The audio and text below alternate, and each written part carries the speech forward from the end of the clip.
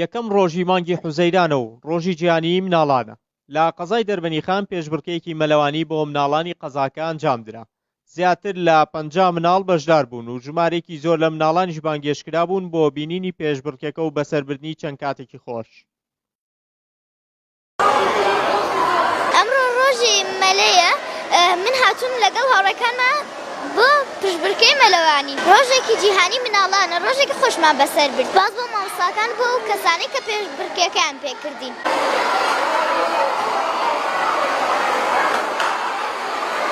ئەمڕۆ ڕۆژی جیهانی مناڵانە، پێشبڕکەیەکمان کرد بوو، بەم دەست دووەم دەرچی بووم. پاسی مامۆستاکان دەکەم کە گەورە بووم ئەمەوێ ببم بە مامۆستا.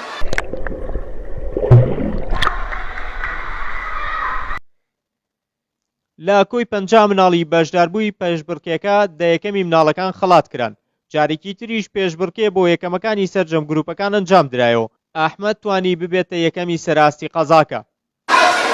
ئەمڕۆ ڕۆژی گیانی مناڵانەوە پێبڕکەیەکی مەلەوانیمان ساز کرد.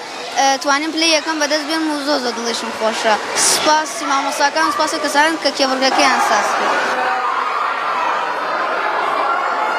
سەرپەرشتیاری سەنتەرە وەرزشیەکەیش کە پێشبڕکێکەی ڕێخستووە دەڵێت ئامانجمان لە پێشبڕکێکە دڵخۆشکردنی مناڵانی دەربەنیخان بووە.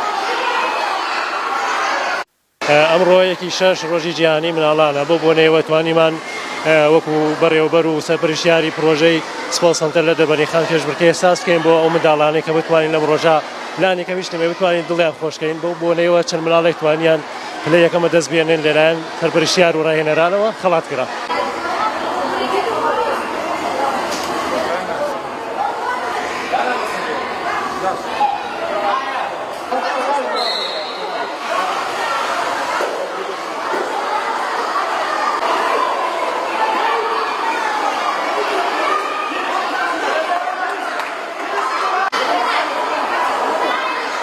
لە ساڵی 1950 بۆ یەکەم جار ئەم ڕۆژە دیاری کرا بۆ پاراستنی مناڵانی جیهان.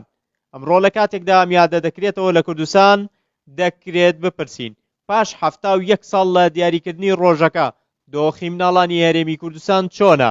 ئایا مافەکانیان پارێزراوە؟ ڕێبین محەممەد شار-پرێس دەربەنیخان.